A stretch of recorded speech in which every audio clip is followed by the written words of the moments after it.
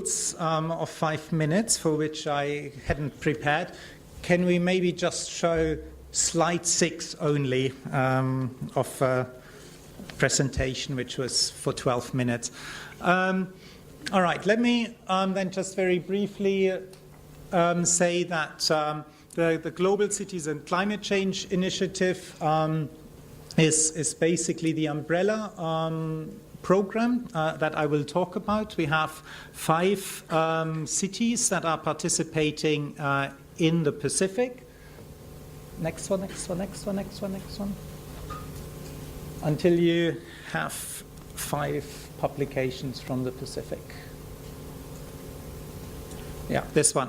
Okay, so those are vulnerability assessment reports that are either finalized or just being finalized. So we're working in Samoa, in Port Moresby, in Lami, in Fiji, in Port Vila, and in Apia. So 5 countries, 5 cities.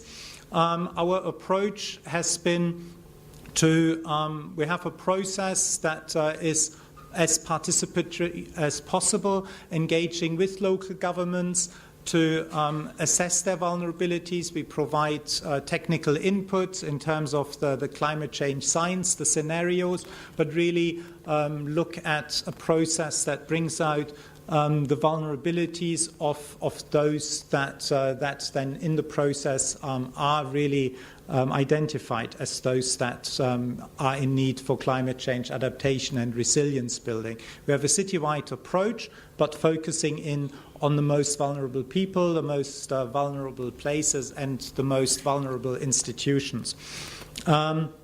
Based on this participatory process, the next step is the development of climate change action plans.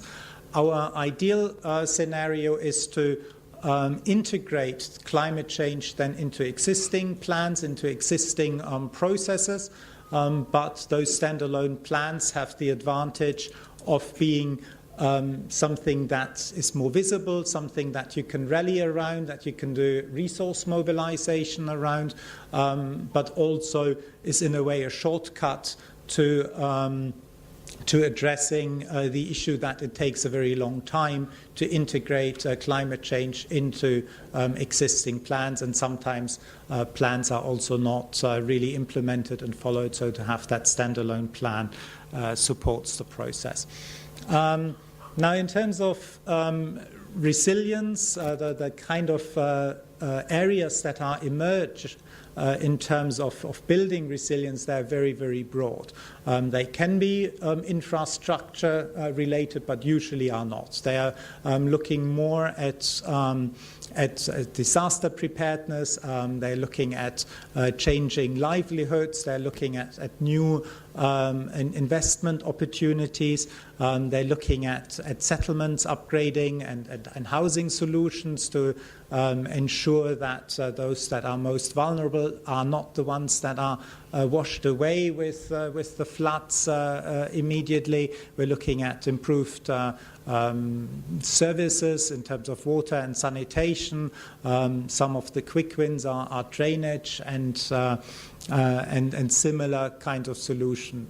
The approach is that very much with the cities, with the local stakeholders, we develop a list of quick wins that can be implemented at no additional costs, but then also identify areas that are progressively more expensive, where national government support or international support is supposed to help.